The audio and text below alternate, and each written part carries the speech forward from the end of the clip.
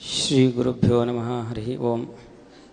ಪರಮ ಪೂಜ್ಯ ಪರ್ಯಾಯ ಶ್ರೀಪಾದರು ಸಂಕಲ್ಪಿಸಿರುವಂತಹ ನಿರಂತರ ಜ್ಞಾನಯಜ್ಞದಲ್ಲಿ ಶ್ರೀಮದ್ ಭಗವದ್ಗೀತೆಯ ಪ್ರವಚನದ ಮೂಲಕ ನಮ್ಮನ್ನೆಲ್ಲ ಅನುಗ್ರಹಿಸಲು ಬಂದಿರುವಂತಹ ಪರಮ ಪೂಜ್ಯ ಅದಮಾರು ಶ್ರೀಪಾದರಿಗೆ ಶ್ರೀಮಠದ ಪರವಾಗಿ ಹಾಗೂ ಎಲ್ಲ ಭಕ್ತ ಜನತೆಯ ಪರವಾಗಿ ಸಾಷ್ಟಾಂಗ ಪ್ರಣವಪೂರ್ವಕ ಸ್ವಾಗತವನ್ನು ಬಯಸ್ತಾ ಇದ್ದೇನೆ.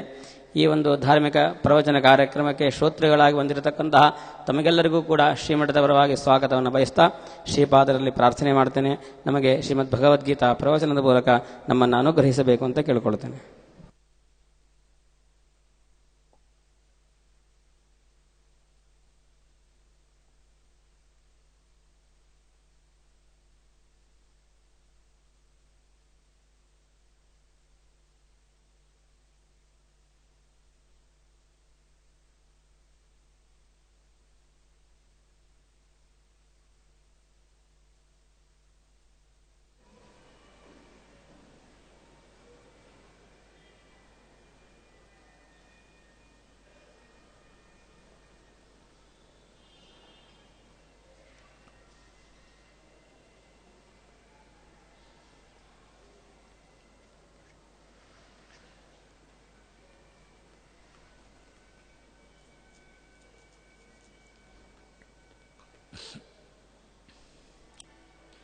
ಭಕ್ತಿಯ ಸ್ತುತ್ಯ ವಿರಕ್ತಿಯ ಭಜದಮಲಜನ ಔನ್ನತ್ಯಭೂತ್ಯರ್ಪಕಾಯ ಕ್ಷಿತ್ಯಾಂ ಅತ್ಯಲ್ಪಭೃತ್ಯೇಷ್ವಪಿ ಕುಜನಕೃತ ಔದ್ಧತ್ಯಭೂತ್ಯಾಜಕಾಯ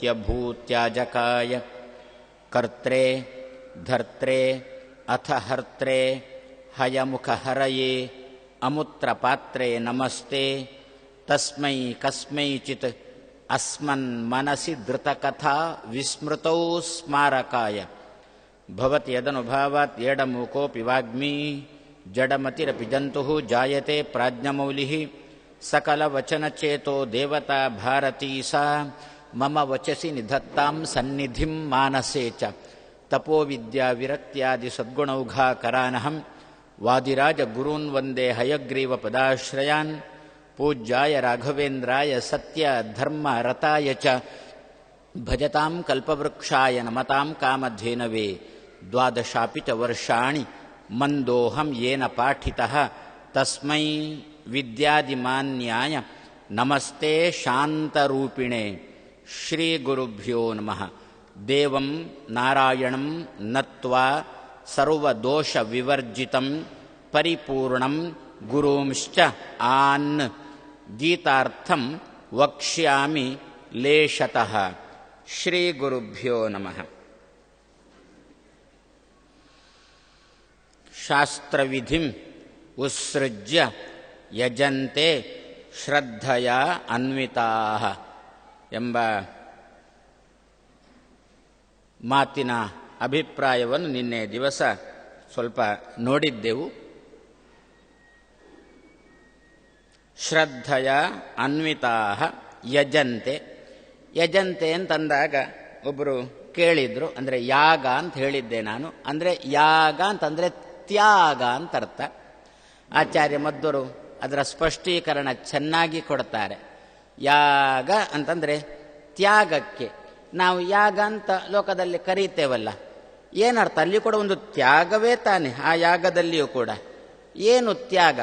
ಪಾತ್ರದಲ್ಲಿ ಹವಿಸ್ಸು ಇರುತ್ತೆ, ಅದನ್ನು ಅಗ್ನಿಯಲ್ಲಿ ತ್ಯಾಗ ಮಾಡೋದು. ಅದಕ್ಕೆ ಏನು ಅಂತ ಕರೆಯುವುದು? ಯಾಗ ಅಂತ ಕರೆಯುವುದು. ದೇವತಾ ಉದ್ದೇಶೇನ ದ್ರವ್ಯ ತ್ಯಾಗ ಯಾಗ. ದೇವತೆಯನ್ನು ಸಂಕಲ್ಪಿಸಿಕೊಂಡು ದೇವತೆಗಳನ್ನು ಉದ್ದೇಶ ಮಾಡಿಕೊಂಡು ಹವಿಸ್ಸು ಏನಾದರೂ ಇರುತ್ತಲ್ಲ, ಅದನ್ನು ತ್ಯಾಗ ಮಾಡೋದು. ಇದು ಸಾಮಾನ್ಯವಾಗಿ ಯಾಗ ಯಾಗ ಅಂತ ನಮ್ಮಲ್ಲಿ ಬಂದದ್ದು. ಅಂತೂ ಆಚಾರ್ಯರು ಅರ್ಥ ಕೊಡುವಾಗ ದೇವತೋದ್ದೇಶ ದ್ರವ್ಯ ತ್ಯಾಗ ಯಾಗ ಅಂತಂದಿದ್ದಾರೆ. ಇದು ಯಜ್ಞಕುಂಡ ಮಾಡಿ ಅಲ್ಲಿ ಅಗ್ನಿ ಪ್ರತಿಷ್ಠೆ ಮಾಡಿ ದ್ರವ್ಯವನ್ನಲ್ಲಿ ಕೊಡುವುದಕ್ಕೆ ಮಾತ್ರ ಸೀಮಿತ ಅಲ್ಲ, ನಮ್ಮ ದೈನಂದಿನ ಜೀವನದಲ್ಲಿಯೂ ಕೂಡ ಇದು ಮೀಸಲು. ನಾವು ಬಂದು ಕೂತಿದ್ದೇವೆ, ಇದು ಒಂದು ಯಾಗ. ಉಪನ್ಯಾಸ ಮುಗಿದ ಮೇಲೆ ಹೋಗ್ತಾ ಇದ್ದೇವೆ, ಅದು ಒಂದು ಯಾಗ. ಮಧ್ಯದಲ್ಲಿ ಹೋಗೋದುಂಟು, ಅದು ಒಂದು ಯಾಗ. ಏನು ಇದೆಲ್ಲ ಯಾಗ? ಹೇಗೆ ಇದೆಲ್ಲ ಯಾಗ? ದೇವತಾ ಉದ್ದೇಶೇನ ತ್ಯಾಗ. ನೋಡ್ತಾ ಇದ್ದೇವಲ್ಲ, ನೋಡುವಾಗ ಏನು ಇದೊಂದು ಯಾಗ, ಏನು ಯಾಗ ಇದೊಂದು ತ್ಯಾಗ. ಏನು ಅಂತ ತ್ಯಾಗ? ನಾನು ನೋಡ್ತಾ ಇಲ್ಲ.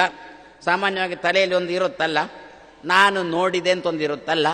ನಾನು ನೋಡ್ತಾ ಇದ್ದೇವೆ, ನಾನು ನೋಡ್ತಾ ಇದ್ದೇನೆ ಎನ್ನುವುದನ್ನು ತ್ಯಜಿಸುವುದೇ ಯಾಗ.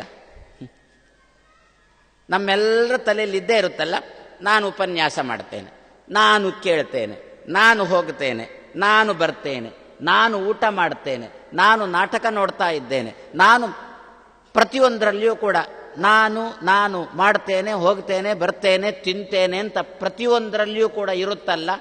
ಇದನ್ನು ಯಾಗವನ್ನಾಗಿ ಪರಿವರ್ತಿಸಬೇಕಾ? ತುಂಬ ಸುಲಭ. ನಾನು ಮಾಡ್ತಾ ಇದ್ದೇನೆ ಎನ್ನುವುದನ್ನು ತ್ಯಜಿಸುವಾಗ ಇದಕ್ಕೆ ಏನು ಹೆಸರು ಬಂತು? ಯಾಗ ಅಂತ ಹೆಸರು ಬಂತು. ಆವಾಗ ಅರ್ಜುನನ ಪ್ರಶ್ನೆ, ಇಂತಹ ಯಾಗವನ್ನು ಮಾಡುವಾಗ, ಇಂತಹ ಯಜ್ಞ ಯಾಗವನ್ನು ಶ್ರದ್ಧೆಯಿಂದ ಮಾಡ್ತೇವೆ ನಾವು.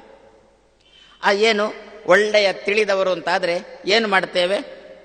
ಏನು ದೇವರು ನೋಡಿಸ್ತಾನೆ, ದೇವರು ಸಂಕಲ್ಪ ಮಾಡಿದ್ದಾನೆ ನಾನು ಇಲ್ಲಿಗೆ ಬರಬೇಕು ಅಂತ, ಆದ್ರಿಂದ ನಾನು ಬಂದಿದ್ದೇನೆ. ಪ್ರತಿಯೊಂದಕ್ಕೂ ಕೂಡ ದೇವರ ಹಿನ್ನೆಲೆ ತೆಕೊಳ್ತೇವಲ್ಲ, ಶ್ರದ್ಧೆಯ ಅನ್ವಿತಾ. ಅಲ್ಲೇ ಅದೇ ಶ್ರದ್ಧೆಯ ಅನ್ವಿತಾ.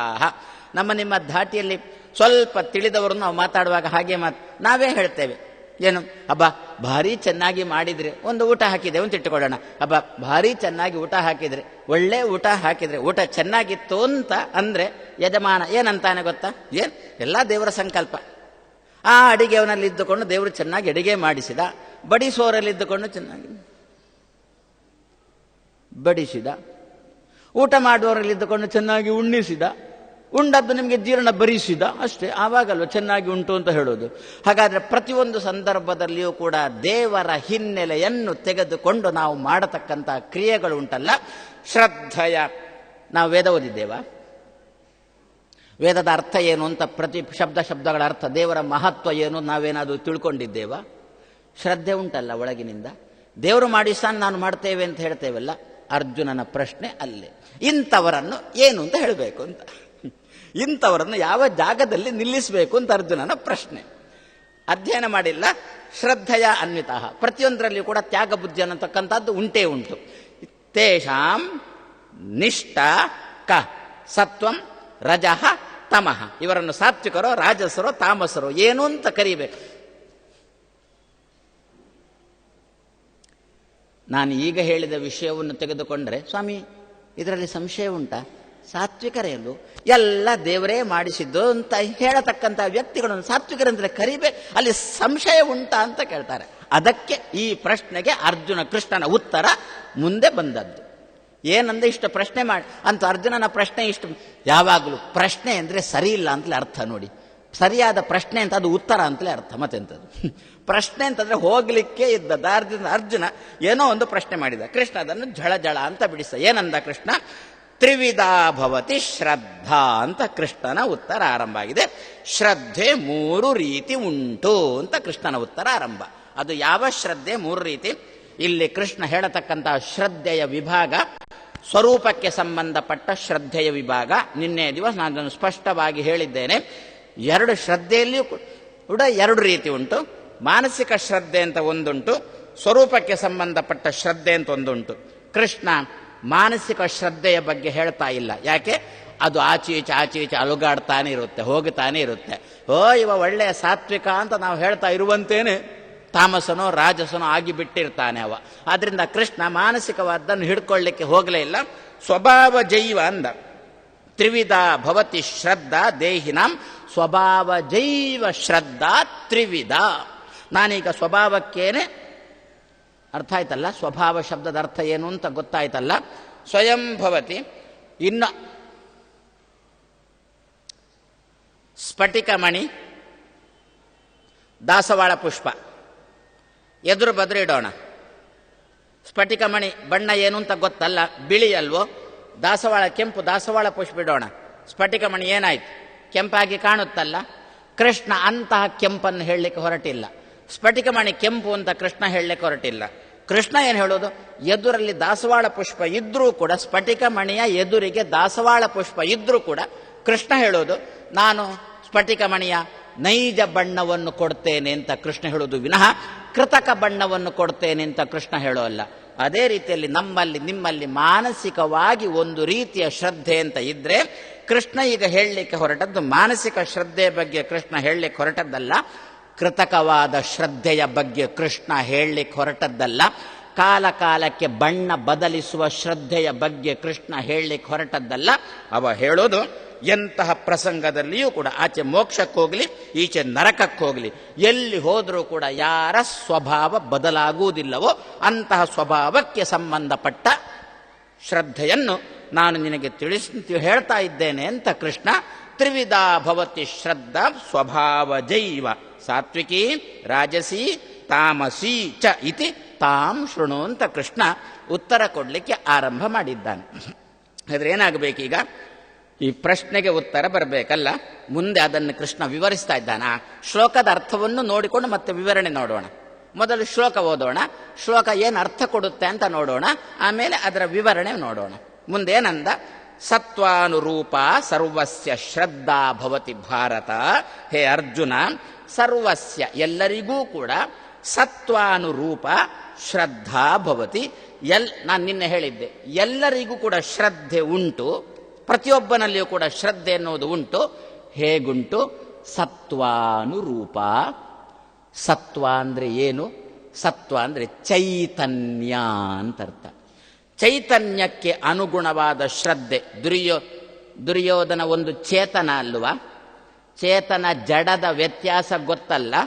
ಧ್ವನಿವರ್ಧಕ ಇದು ಜಡ, ಪುಸ್ತಕ ಜಡ, ಕುರ್ಚಿ ಜಡ, ಶರೀರ ಜಡ. ಇದರ ಒಳಗೆ ಒಬ್ಬ ಕೂತಿದ್ದಾನಲ್ಲ, ನನ್ನ ದೇಹ ಅಂತ ಹೇಳುವಾಗ ಅಥವಾ ನಾನು ಅಂತ ಹೇಳುವಾಗ ಯಾರು ತಲೆಗೆ ಬರ್ತಾನೆ ಅವನನ್ನು ಚೇತನ ಅಂತ ಕರೆಯುವುದು. ಸತ್ವಕ್ಕೆ ಅನುಗುಣವಾದ ಗುಣ. ಸತ್ವ ಅಂದರೆ ಚೇತನಕ್ಕೆ ಅನುಗುಣವಾದ ಗುಣ, ಚೇತನಕ್ಕೆ ಸ್ವರೂಪವಾಗಿರತಕ್ಕಂತಹ ಗುಣ. ಸತ್ವಾನುರೂಪ ಸರ್ವಸ್ಯ ಶ್ರದ್ಧಾ. ಹಾಗಾದರೆ ನಿನ್ನೆ ಹೇಳಿದ್ದು ಗಟ್ಟಿ ಆಯ್ತಲ್ಲ, ಸರಿ ಆಯ್ತಲ್ಲ? ದುರ್ಯೋಧನನಿಗೂ ಕೂಡ ಚೈತನ್ಯ ಉಂಟಲ್ಲ ಒಳಗಿನಿಂದ. ಪ್ರಾಯಶಃ ನಮ್ಮಲ್ಲಿ ಲೋಕದಲ್ಲಿ ಬೈಲಿಕ್ಕಂಥದ್ದೊಂದು ಶಬ್ದ ಉಂಟು, ಏನು ಸತ್ವನೇ ಇಲ್ಲ ಅವರಲ್ಲಿ. ಕೂತಿದ್ದಾನೆ ಪಾಪ, ಹೊರಗಿಕೊಂಡು ಕೂತಿದ್ದಾನೆ.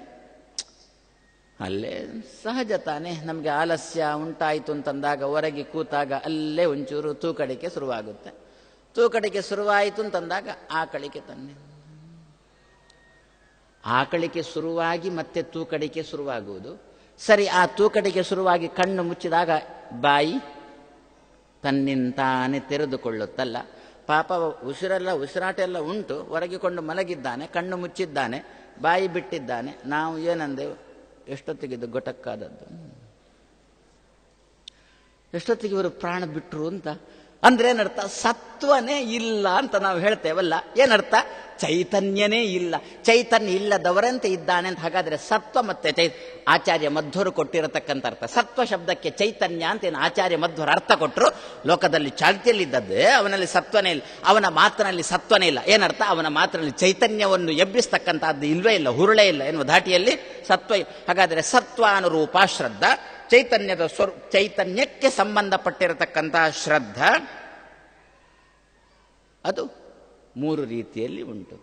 ಹಾಗಾದ್ರೆ ಈಗ ಇವನಲ್ಲಿ ಎಂತವ? ಇವನಲ್ಲಿ ಎಂತ ಶ್ರದ್ಧೆ ಉಂಟು? ಅದಕ್ಕೆ ಕೃಷ್ಣ ಅಂತ ಇದ್ದಾನೆ, ಯಜಂತೆ ಸಾತ್ವಿಕಾ ದೇವಾನ್ ಅಂತ ಕೃಷ್ಣ ಆರಂಭ ಮಾಡಿದ. ಸಾತ್ವಿಕಾ ದೇವಾನ್ ಯಜಂತೆ. ನಿನ್ನ ಪ್ರಶ್ನೆ ಏನು? ಇಂಥವನನ್ನು ಏನು ಅಂತ ಕರೀಬೇಕು. ಶ್ರದ್ಧೆಯಿಂದ ಮಾಡ್ತಾ ಇದ್ದಾನೆ. ಯಾವ ಶ್ರದ್ಧೆ ಗೊತ್ತಾ? ಎಂತಹ ಶ್ರದ್ಧೆ ಗೊತ್ತಾ? 3 ರೀತಿಯ ಶ್ರದ್ಧೆ ಉಂಟು. ಒಬ್ಬ ಇದ್ದಾನೆ, ಶ್ರದ್ಧೆಯಿಂದ ತ್ಯಾಗ ಬುದ್ಧಿ ಉಳ್ಳವನಾಗಿದ್ದಾನೆ. ವೇದಾಧ್ಯಯನ ಮಾಡಿಲ್ಲ, ಶ್ರದ್ಧೆಯಿಂದ ತ್ಯಾಗ ಬುದ್ಧಿ ಉಳ್ಳವನಾಗಿದ್ದಾನೆ. ನಾವು ಆಗ ಹೇಳಿದ ಅರ್ಥವನ್ನು ಮೆಲುಕು ಹಾಕ್ಕೊಳ್ಬೇಕು. ಶ್ರದ್ಧೆಯಿಂದ ತ್ಯಾಗ ಬುದ್ಧಿ ಉಳ್ಳವನಾಗಿದ್ದಾನೆ, ವೇದಾಧ್ಯಯನ ಮಾಡಿಲ್ಲ. ಏನು ಅಂತ ಇದ್ದಾನೆ? ದೇವರು ಪರಿಪೂರ್ಣನಾಗಿರತಕ್ಕಂಥ ಒಂದು ಶಕ್ತಿ ಉಂಟು ಅಂತ ಎಣಿಸಿಕೊಂಡಿದ್ದಾನೆ. ಅದು ನನ್ನಿಂದ ಮಾಡಿಸ್ತಾ ಉಂಟು ಅಂತ ಮಾನಸಿಕವಾಗಿ ಚಿಂತನೆ ಮಾಡ್ತಾ ಇದ್ದಾನೆ. ಇದು ತ್ಯಾಗ. ಶ್ರದ್ಧೆಯಿಂದ ಮಾಡಿದ ತ್ಯಾಗ ಆಯ್ತಲ್ಲ, ಶ್ರದ್ಧೆಯಿಂದ ಮಾಡಿರತಕ್ಕಂಥ ಯಾಗ ಆಯ್ತಲ್ಲ, ವೇದಾಧ್ಯಯನ ಮಾಡಿಲ್ಲ. ಇವ ಒಬ್ಬ. ಇನ್ನೊಬ್ಬ ಇದ್ದಾನೆ, ಶ್ರದ್ಧೆಯಿಂದ ಮಾಡ್ತಾ ಇದ್ದಾನೆ. ಅವನು ವೇದಾಧ್ಯಯನ ಮಾಡಿಲ್ಲ, ಶ್ರದ್ಧೆಯಿಂದ ಮಾಡ್ತಾ ಇದ್ದಾನೆ. ಎಂತವ? ಯಾರನ್ನು? ಯಕ್ಷ ರಕ್ಷಾಂಸಿ. ಶ್ರದ್ಧೆಯಿಂದ ಆರಾಧನೆ ಮಾಡ್ತಾನೆ. ಯಕ್ಷ ರಕ್ಷಾಂಸಿ. ನಿನ್ನೆ ನೋಡಿದೆವು ಯಕ್ಷ ಮತ್ತೆ ರಕ್ಷ ಎನ್ನುವುದನ್ನು ನಿನ್ನೆ ದಿವಸ ನೋಡಿದೆವು. ಯಕ್ಷರು ಅಂದರೆ ಯಾರು? ದೇವತೆಗಳಿಗಿಂತ ಕೆಳಗಿನವರು, ಮನುಷ್ಯರಿಗಿಂತ ಮೇಲಿನವರು. ರಾಕ್ಷಸರಿಗಿಂತ ಮೇಲಿನವರು, ದೇವತೆಗಳಿಗಿಂತ ಕೆಳಗಿನವರು. ಅಂಥವ್ರನ್ನು ಯಕ್ಷರು ಅಂತ ಕರೀತಾರೆ. ಅಲ್ಲ, ಅಲ್ಲಿ ರಾಕ್ಷಸರು ಅಂತಲೂ ಉಂಟಲ್ವೋ ಅಂದರೆ ಅಂತಹ ರಾಕ್ಷಸರು ಇದ್ದಾರೆ. ಏನು ರಾಕ್ಷಸರು ಎಂದಾಕ್ಷಣಕ್ಕೆ ಪೂರ್ಣ ಕೆಟ್ಟವರು ಅಲ್ಲ.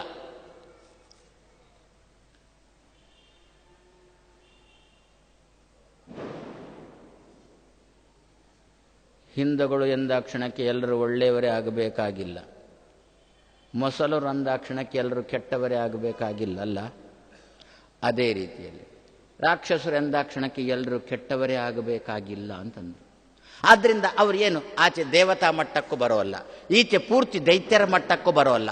ಅಂತಹ ಒಂದು ವರ್ಗ. ಆ ವರ್ಗವನ್ನು ಉದ್ದೇಶಿಸಿಕೊಂಡು ತ್ಯಾಗ ಮಾಡ್ತಾ ಇದ್ದಾರೆ. ಮೊದಲನೆಯವರು ತ್ಯಾಗ ಮಾಡಿದ್ರು, ದೇವರನ್ನು ಉದ್ದೇಶಿಸಿಕೊಂಡು ತ್ಯಾಗ ಮಾಡಿದ್ರು. ದೇವರು ನನ್ನಿಂದ ಮಾಡಿಸ್ತಾ ಇದ್ದಾನೆ ಅಂತ ಅನುಸಂಧಾನ ಮಾಡಿಕೊಂಡು ತ್ಯಾಗ ಮಾಡಿದ್ರು. ಇನ್ನೊಂದು ವರ್ಗದವರಿದ್ದಾರೆ, ಯಕ್ಷ ರಾಕ್ಷಸರು ನನ್ನಿಂದ ಮಾಡಿಸ್ತಾ ಇದ್ದಾರೆ ಅಂತ ತ್ಯಾಗ ಮಾಡ್ತಾ ಇದ್ದಾರೆ. ನೋಡ್ತಾ ಇದ್ದಾನೆ ಅವ. ನೋಡುವಾಗ ಏನು ಬುದ್ಧಿ, ಏನು ತಿಳ್ಕೊಂಡಿದ್ದಾನೆ? ನಾನು ಅವನ ಹತ್ರ ಹೇಳಿದೆ, ಅಬ್ಬಾ ಚೆನ್ನಾಗಿ ನೋಡ್ತೀನಿ ನೀನು, ಚೆನ್ನಾಗಿ ಮಾತಾಡ್ತೀನಿ ನೀನು ಅಂತ ಅವನ ಹತ್ರ ಹೇಳಿದೆ. ಅವ ಏನಂದ ಗೊತ್ತಾ? ತಕ್ಷಣದಲ್ಲಿ, ಸ್ವಾಮಿ ನಾನು ನೋಡುವುದೇನು ಬಂತು, ನಾನು ಹೇಳುವುದೇನು ಬಂತು, ಎಲ್ಲ ಆ ಯಕ್ಷ ಆ ರಕ್ಷ ನನ್ನಿಂದ ನೋಡಿಸ್ತಾನೆ, ನನ್ನಿಂದ ಮಾಡಿಸ್ತಾನೆ ಅಂತಂದ. ವೇದಾಧ್ಯಯನ ಇವನೂ ಮಾಡಿಲ್ಲ, ಶಾಸ್ತ್ರಾಧ್ಯಯನ ಇವನೂ ಮಾಡಿಲ್ಲ. ಸರಿ ಆಯ್ತಲ್ಲ? ಮೊದಲನವನು ಶಾಸ್ತ್ರಾಧ್ಯಯನ ಮಾಡಿಲ್ಲ, ಇವನು ಶಾಸ್ತ್ರಾಧ್ಯಯನ ಮಾಡಿಲ್ಲ. ಮೊದಲನವನು ಏನಂತಾನೆ? ಎಲ್ಲ ದೇವರು ಮಾಡಿಸುವುದು ಅಂತಂದ. ಎರಡನೇವ ಏನಂದ? ಎಲ್ಲ ಯಕ್ಷರು ರಾಕ್ಷಸರು ಎಲ್ಲ ಮಾಡಿಸ್ತಾರೆ, ಯಕ್ಷ ಮತ್ತೆ ರಾಕ್ಷಸರು ನನ್ನಿಂದ ಮಾಡಿಸ್ತಾರೆ ಅಂತ ಎರಡನೇವ ಅಂದ. ಇವನಿಗೂ ಏನುಂಟು? ಶ್ರದ್ಧೆ ಉಂಟು. ಏನು ಶ್ರದ್ಧೆ? ಇವರೇ ಮಾಡಿಸುವುದು ಅಂತ. ಮೊದಲನವನಿಗೆ ಶ್ರದ್ಧೆ ಇತ್ತಲ್ಲ, ಮೊದಲನವನಿಗೆ ಏನು ಶ್ರದ್ಧೆ ಇತ್ತು? ದೇವರೇ ಮಾಡಿಸು. ನಾನು ಪದೇ ಪದೇ ಹೇಳೋಲ್ಲ, ದೇವರೇ ಮಾಡುವುದು ಅಂತಲ್ಲ, ದೇವರೇ ಮಾಡಿಸುವುದು ಅಂತ ಗೊತ್ತು. ಅದರ ವ್ಯತ್ಯಾಸ ಏನು ಅಂತ ಗೊತ್ತು. ಕೃಷ್ಣ ಬಂದ, ಕಂಸನನ್ನು ಕೊಂದ, ದೇವರು ಕೊಲ್ಲಿಸಿದ ಅಂತಲ್ಲ, ದೇವರು ಕೊಂದ. ಭೀಮಸೇನ ಜರಾಸಂಧನನ್ನು ಕೊಂದ, ಭೀಮ ಕೊಂದ ಅಂತಲ್ಲ, ಅಥವಾ ಕೃಷ್ಣ ಕೊಂದ ಅಂತಲ್ಲ, ಕೃಷ್ಣ ಕೊಲ್ಲಿಸಿದ. ವ್ಯತ್ಯಾಸ ಗೊತ್ತಲ್ಲ? ಕೊಂದ ಕೊಲ್ಲಿಸಿದ ಎನ್ನುವುದಕ್ಕೆ ವ್ಯತ್ಯಾಸ ಗೊತ್ತಲ್ಲ? ಅದೇ ರೀತಿಯಲ್ಲಿ ದೇವರು ಮಾಡಿಸಿದ. ಇದೊಂದು ವರ್ಗದವರು. ಅಷ್ಟು ಶ್ರದ್ಧೆ. ಅಧ್ಯಯನ ಮಾಡಿಲ್ಲ, ವೇದಾಧ್ಯಯನ ಮಾಡಿಲ್ಲ, ಶಾಸ್ತ್ರಾಧ್ಯಯನ ಮಾಡಿಲ್ಲ, ದೇವರ ವ್ಯಕ್ತಿತ್ವ ಪರಿಪೂರ್ಣವಾದ ಚಿತ್ರಣ ಇಲ್ಲ, ಒಟ್ಟಿಗೆ ದೇವರು ದೊಡ್ಡವ, ಎಲ್ಲ ಮಾಡಿಸುವುದು ದೇವರು ಅಂತ ಇಷ್ಟೇ ಅವನ ತಲೆಯಲ್ಲಿರುವುದು. ಶ್ರದ್ಧೆಯ ಅನ್ವಿತಾಹ ಯಜಂತೆ. ತ್ಯಾಗ ಬುದ್ಧಿ ಮಾಡಿದ. ನಾನು ನೋಡಿದ್ದಲ್ಲ, ಎಲ್ಲ ನಾನು ನೋಡಿದ್ದೆನ್ನುವುದನ್ನು ತ್ಯಾಗ ಮಾಡಿದ. ಆಯ್ತಾ? ಅದೊಂದು ವರ್ಗ ಆಯ್ತಾ? ಎರಡನೇ ವರ್ಗ ಅರ್ಥ ಸ್ವಲ್ಪ ಝಳ ಝಳ ಝಳ ಝಳ ಅಂತ ಆಗುತ್ತಾ ಬಂತು. ನೀವು ಕೇಳ್ಬೋದು, ಸ್ವಾಮಿ ಭಗವದ್ಗೀತೆ ಮುಗಿಯುತ್ತಾ? ಅದಕ್ಕೆ ಬರುವ ವರ್ಷ 18 ದಿವಸ ಇಡೋಣ, ಇದು ಮುಗಿಯದಿದ್ರೆ ಆವಾಗಲೂ ಸೇರಿಸಿ ಮಾಡಿದರೆ ಸರ್. ಹೇಗೂ ಕೊನೆನೂ ಆಗುತ್ತೆ, ಆವಾಗ ಸೇರಿಸಿ ಮಾಡಿದ್ರು. ಮತ್ತೆ ನಾನು ಪ್ರತಿ ಸಲ ಹೇಳ್ತಾ ಇದ್ದೇನೆ, ಇವರಿಬ್ಬರೂ ಕೂಡ ಏನು ಪ್ರಾಯೋಜಕರು ಇಬ್ಬರಿದ್ದಾರೆ, ಅವರೂ ಕೂಡ ಅವರು ಮುಗಿಸುವ ಸಂಕಲ್ಪ ಮಾಡಿ ಕೂತದ್ದಲ್ಲ ಅಂತೆ, ಮತ್ತೆ ಅರ್ಥ ಮಾಡಿಕೊಳ್ತೇನೆ ಅಂತ ಸಂಕಲ್ಪ ಮಾಡಿ ಕೂತದ್ದಂತೆ. ಆದ್ದರಿಂದ ಸ್ವಲ್ಪ ನನಗೂ ಧೈರ್ಯ. ಯಾಕೆಂದ್ರೆ ಮತ್ತೇನಿಲ್ಲ, ಈಗ ಪೂರ್ತಿ ಮುಗಿಸಿಯೇ ಬಿಟ್ರೆ ಇನ್ನು ಅಕಸ್ಮಾತ್ 18 ಅಧ್ಯಾಯ ಮುಗಿದ ಮೇಲೆ ಪುನಃ ಸ್ವಾಮಿ ಪುನಃ ಶುರುವಾಗಲಿ ಭಗವದ್ಗೀತೆ ಆರಂಭದಿಂದ ಮಾಡಿ ಅಂತಂದ್ರೆ ಏನು ಹೇಳೋದು? ಅದಕ್ಕೆ ಸ್ವಲ್ಪ ಉಳಿಸಿದ್ರೆ ಬರುವ ವರ್ಷಕ್ಕೆ ಇನ್ನೊಮ್ಮೆ ಹೇಳಲಿಕ್ಕೆ ಅಲ್ಲ, ಹೇಳಿದ್ದನ್ನು ಹೇಳಿದ್ರು ನಡೆಯುತ್ತೆ ಬಿಡಿ, ಅದು ಬೇರೆ ವಿಚಾರ. ಆದ್ರೂ ಇದು ಸ್ವಲ್ಪ ಉಳಿಸಿ ಹೇಳಲಿಕ್ಕೆ ತೊಡಗಿದ್ರೆ ಆವಾಗ ಪೂರ್ತಿ ಆಗಿಲ್ಲ ಅಂತ ಮತ್ತೊಂದು ಹೊಸ ವಿಚಾರ ಏನೋ ಹೇಳಲಿಕ್ಕೆ ಆಗುತ್ತೆ. ಹಾಗಾದ್ರೆ ಏನು ಒಂದು ಕ್ರಮ ಆಯ್ತಲ್ಲ, ಎರಡನೇ ಕ್ರಮನ ನೋಡಿ, ಎರಡೂ ಕಡೆಯೂ ಶ್ರದ್ಧೆ ಉಂಟಲ್ಲ, ಮೂರನೇ ಕ್ರಮಕ್ಕೆ ಬನ್ನಿ. ಅಲ್ಲಿಯೂ ಕೂಡ ಶ್ರದ್ಧೆ ಉಂಟು. ಭೂತಾನ್ ಪ್ರೇತಗಣಾಂಶ್ಚಾನ್ಯೇ ಯಜಂತೆ ತಾಮಸಾಹ ಜನಾಹ ಎನ್ನುವುದನ್ನು ನಿನ್ನೆ ದಿವಸ ನೋಡಿದ್ದೆವು. ಮೂರನೇ ವರ್ಗದ ಜನ, ಇನ್ನೊಂದು ವರ್ಗದ ಜನ, ಅವರನ್ನು ಏನು ಅಂತ ಕರಿಬೇಕು, ಅವರ ಹೆಸರೇನು ಮತ್ತೆ ನೋಡೋಣ. ಅಂತೂ 3 ವರ್ಗದ ಜನ, 3 ರೀತಿಯ ಆರಾಧನೆ, ಮೂವರು ಕೂಡ ಶ್ರದ್ಧೆಯಿಂದ ಕೂಡಿದವರು. ಭೂತಾನ್ ಪ್ರೇತಗಣಾಂಶ್ಚ. ಹಾಗಾದ್ರೆ ಸ್ವಾಮಿ ಏನು ಆದರೆ ನಾವು ಕೋಲ ಕಟ್ಟುವುದು, ನಾವು ತಾಮಸರ? ಭೂತಾನ್ ಪ್ರೇತಗಣಾಂಶ್ಚೈವ ಯಜಂತೆ ಅನ್ಯೇ ತಾಮಸಾಹ ಸ್ಮೃತಾಹ. ಏನರ್ಥ ಇದಕ್ಕೆ? ಭೂತ ಶಬ್ದದ ಅರ್ಥ ಯದ್ಯಪಿ ರುದ್ರದೇವರ ಗಣಗಳು. ನಾವೇನು ಈ ದಿವಸ ಲೋಕದಲ್ಲಿ ಆರಾಧನೆ ಮಾಡ್ತೇವೆ, ಭೂತಗಳು ಅಂತ ಏನು ಆರಾಧನೆ ಮಾಡ್ತೇವೆ, ಅವುಗಳು ರುದ್ರದೇವರ ಗಣಗಳು. ರುದ್ರದೇವರ ಗಣಗಳಲ್ಲಿ ವಿಭಾಗ ಇದೆ. ಭೂತಗಳು ಅಂತಂದಾಗ ಕೆಲವು ನಿಕೃಷ್ಟವಾಗಿರತಕ್ಕಂಥದ್ದು ಇರ್ತವೆ ಭೂತಗಳು ಅಂತೇಳಿ, ಉತ್ಕೃಷ್ಟವಾಗಿರತಕ್ಕಂಥ ಭೂತಗಳು ಅಂತ ಇರ್ತವೆ. ನಮ್ಮ ಮನೆಯ ರಕ್ಷಣೆಗೋಸ್ಕರ ಹಿಂದಿನವರೆಲ್ಲ ಅಷ್ಟನ್ನೇ ಮಾಡಿಕೊಂಡು ಬಂದದ್ದಲ್ಲೋ. ನಮ್ಮಲ್ಲಿ ಪಂಚದೈವ ಅದು ಇದು ಅಂತೆಲ್ಲ ಇರುತ್ತೆ. ಅವುಗಳ ಉದ್ದೇಶ ಏನು? ನಮ್ಮ ಮನೆಯನ್ನು ರಕ್ಷಣೆ ಮಾಡಬೇಕು ಅಂತ ಅರ್ಥ. ಯಾರೋ ಕೇಳಿದ್ದುಂಟು, ಏನು ಸ್ವಾಮಿ ಏನು ಅನಂತೇಶ್ವರದಲ್ಲಿ ಆ ನೈಋತ್ಯ ಮೂಲೆಯಲ್ಲಿ ಒಂದು ಅಯ್ಯಪ್ಪ ಗುಡಿ ಉಂಟಲ್ಲ, ಅದು ಯಾಕೆ ಸ್ವಾಮಿ ಅನಂತೇಶ್ವರದಲ್ಲಿ ಯಾಕೆ ಸ್ವಾಮಿ? ನಾನಂದೆ, ನಾನು ಪ್ರತಿಷ್ಠೆ ಮಾಡಿದ್ದಲ್ಲ ಅಂದೆ. ಅದೊಂದು ಉತ್ತರ ಉಂಟಲ್ಲ, ಅದೇನು ಉತ್ತರ ಅಂದ್ರೆ ಹಾರಿಕೆ ಉತ್ತರ ಅಂತ ಅರ್ಥ. ಗೊತ್ತಿಲ್ಲದಿದ್ರೆ ನಾನು ಪ್ರತಿಷ್ಠೆ ಮಾಡಿದ್ದಲ್ಲ, ಯಾರು ಪ್ರತಿಷ್ಠೆ ಮಾಡಿದಾರೆ ಅವ್ರ ಹತ್ರನೇ ಕೇಳಿ. ಅದಕ್ಕೆ ಯಾವುದಕ್ಕೋಸ್ಕರ ಮಾಡಿದ್ದು ಗೊತ್ತಾ? ದೇವಳದ ರಕ್ಷಣೆಗೋಸ್ಕರ. ಎಲ್ಲ ಸುತ್ತ ಸುತ್ತ ಸುತ್ತ ಎಲ್ಲ ಕಡೆಯಲ್ಲಿ ಕೂಡ ಭೂತಗಳ ಪ್ರತಿಷ್ಠಾಪನೆ ಅಂತ. ಹಾಗಾದರೆ ಅವುಗಳನ್ನು ಏನು ಅಂತ ಕರಿಬೇಕು? ಸಾತ್ವಿಕ ಭೂತಗಳು ಅಂತ ಕರಿಬೇಕು. ಭೂತಗಳಲ್ಲಿಯೂ ಕೂಡ ಸಾತ್ವಿಕ ಅಂತಿದ್ದಾವೆ, ತಾಮಸ ಅಂತಿದ್ದಾವೆ. ಆದರೆ ನಾವೀಗ ಲೋಕದಲ್ಲಿ ಏನು ಆರಾಧನೆ ಮಾಡಿಕೊಂಡು ಬರ್ತಾ ಇದ್ದೇವೆ ಆದ್ರಿಂದಲೇ ಅಲ್ವೋ? ಏನು ಆ ಭೂತಗಳಿಗೇನಾದರೂ ಕೊಡಿ, ಏನು ಕೊಡೋದು? ಬೊಂಡ ಅಷ್ಟೇ ತಾನೆ. ಬೊಂಡ ಕೊಟ್ಟ ಕೂಡಲೇ ಕುಡಿಯೋದಲ್ಲ, ಅವುಗಳು ಕುಡಿಯೋಲ್ಲ. ಮತ್ತೆ ಅದು ನಾವು ಮಾತ್ರ ಕೊಟ್ಟ ಕೂಡಲೇ ಕುಡಿಯೋತಕ್ಕಂಥ ನಿಕೃಷ್ಟ ಭೂತಗಳು ನಾವು. ಅವುಗಳೇನು ಮಾಡ್ತಾವೆ? ಆ ವೇಷ ಹಾಕಿದವ ಏನು ಮಾಡ್ತಾನೆ? ಎಷ್ಟು ಪ್ರಜ್ಞೆ ಉಂಟು ಗೊತ್ತಾ? ಅವನ ಕೈಯಲ್ಲಿ ಬೊಂಡ ಕೆತ್ತಿ ಹೊಟ್ಟೆ ಮಾಡಿ ಅದನ್ನು ತೂತು ಮಾಡಿ ಕೈಗೆ ಕೊಟ್ಟ ಕೂಡಲೇ ಮೊದಲು ಮಾಡುವುದೇ ಅಲ್ಲಿರತಕ್ಕಂತಹ ಬೊಂಡದ ಸ್ವಲ್ಪ ನೀರನ್ನು ಭೂಮಿಗೆ ಹಾಕ್ತಾನೆ. ಹಾಕಿ ಏನಂತಾನೆ? ಎನ್ನ ಉಲ್ಲಾಯಗಂತಾನೆ. ಅವನದ್ದೇ ಧಾಟಿಯಲ್ಲಿ ಮಾತಾಡುತ್ತಾದ್ರೆ, ಆ ಭೂತದ ಧಾಟಿಯಲ್ಲೇ ಮಾತಾಡುತ್ತಾದ್ರೆ, ನನ್ನನ್ನು ಒಲಾಯಿಡು ಉಲ್ಲೆ ಹಾಗೆ ಉಲ್ಲಾಯ ಅಂತಿದ್ದಾರೆ. ಒಳಗಿದ್ದಾನೆ, ನನ್ನೊಳಗೊಬ್ಬ ಇದ್ದಾನೆ, ಅವನಿಗೆ ಕೊಡ್ತಾ ಇದ್ದಾನೆ. ತುಂಬ ಕಡೆಗಳಲ್ಲಿ ನಾನು ನೋಡಿದ್ದುಂಟು. ಆದ್ರಿಂದ ಇಂತಹ ಭೂತಗಳನ್ನೆಲ್ಲ ಸಾತ್ವಿಕ ಭೂತಗಳು ಅಂತ ಕರೀತಾರೆ. ತುಂಬ ಕಡೆ ನಾನು ನೋಡಿದ್ದುಂಟು. ಕೆಲವು ದೇವಸ್ಥಾನದಲ್ಲಿ ಏನು ಉತ್ಸವ ನಿಂತಿದೆ, ಭೂತದ ಕೋಲ ನಡೀತಾ ಉಂಟು. ನಾನು ನಿನ್ನೆ ಅಂದಿದ್ದೆ ಅಲ್ವ, ಕೋಲ ಭಾರಿ ಸಂಭ್ರಮದಲ್ಲಿ ನಡೀತಾ ಉಂಟು. ಆ ದೇವಸ್ಥಾನದಲ್ಲಿ ಜಾತ್ರೆ ಇಲ್ಲ, ಉತ್ಸವ ಇಲ್ಲ. ಒಂದು ದೇವಸ್ಥಾನದಲ್ಲಿ ರಾಶಿ ಪೂಜೆ ನಿಂತು ಹೋಗಿದೆ, ಆದರೆ ವರ್ಷ ವರ್ಷ ಕೋಲಕ್ಕೆ ಎಲ್ಲರೂ ಸೇರಿದ್ದಾರೆ. ಭಾರಿ ಭರ್ಜರಿ ಕೋಲ ಕಟ್ಟಿದ. ಏನು ದರ್ಶನ ಶುರುವಾಯಿತು, ಅವ ಮೊದಲ ನುಡಿ ಕಟ್ಟಿ ಅವನದ್ದು ಎನ್ನ ಉಲ್ಲಾಲ್ತಿಗೆ ರಾಶಿ ಪೂಜೆದಂತೆ ಹೆಂಗ ಕೋಲ ಬೊಡ್ಚಿ.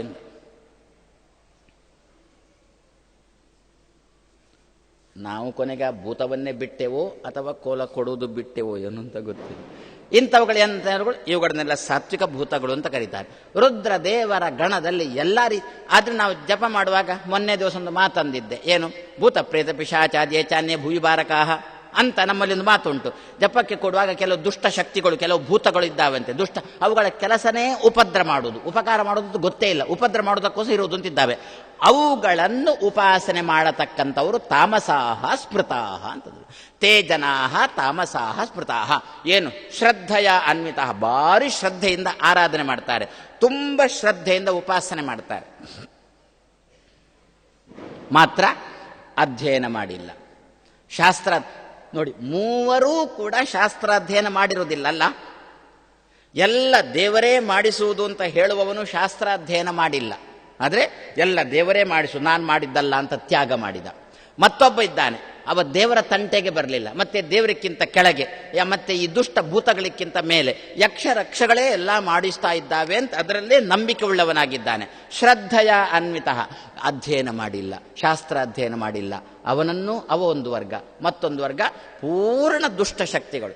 ನಿಮಗೆ ಇನ್ನೂ ಹೇಳಬೇಕು ಅಂತಾದರೆ, ರಾತ್ರಿಯಲ್ಲಿ ಎಲ್ಲರೂ ಮಲಗಿದ್ದ ಮೇಲೆ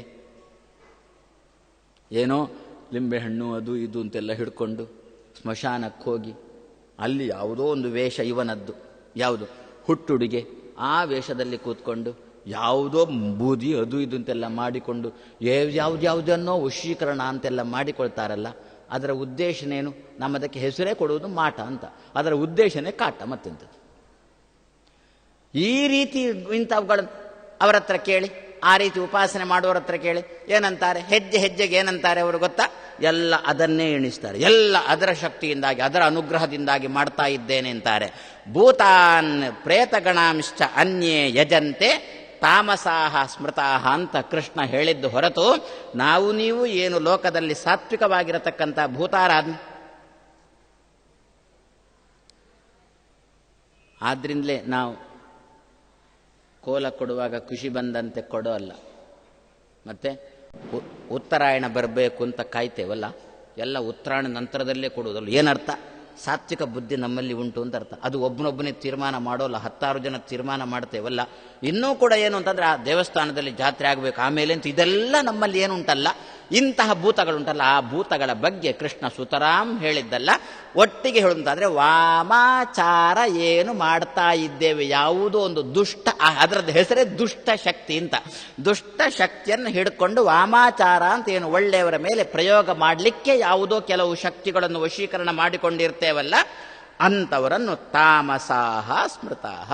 ಅರ್ಜುನ ಅವರನ್ನು ಹಾಗಾದರೆ ಸಾತ್ವಿಕರು ತ್ರಿವಿಧಾಹ, 3 ರೀತಿಯವರಿದ್ದಾರೆ. ಸಾತ್ವಿಕರು, ರಾಜಸರು, ತಾಮಸರು ಅಂತ. ನೀನೀಗ ಕೇಳಿದ್ದೇನು? ವೇದಾದಿಗಳನ್ನು ಅಧ್ಯಯನ ಮಾಡಿಲ್ಲ, ಶ್ರದ್ಧೆಯಿಂದ ತ್ಯಾಗ ಮಾಡ್ತಾ ಇದ್ದಾರೆ. ಇವರನ್ನು ಏನು ಅಂತ ಕರೀಬೇಕು ಅಂತಲ್ವೋ ನಿನ್ನ ಪ್ರಶ್ನೆ. ಇವರನ್ನು ಸಾತ್ವಿಕರೋ, ರಾಜಸರೋ, ತಾಮಸರು, ಇವರನ್ನು ಏನು ಅಂತ ಕರೀಬೇಕು ಅಂತಲ್ವ ನಿನ್ನ ಪ್ರಶ್ನೆ. ನೋಡು, ಉತ್ತರ ಹೀಗುಂಟು. 3 ವರ್ಗದವರು ಕೂಡ ಅಧ್ಯಯನ ಮಾಡಿರುವುದಿಲ್ಲ.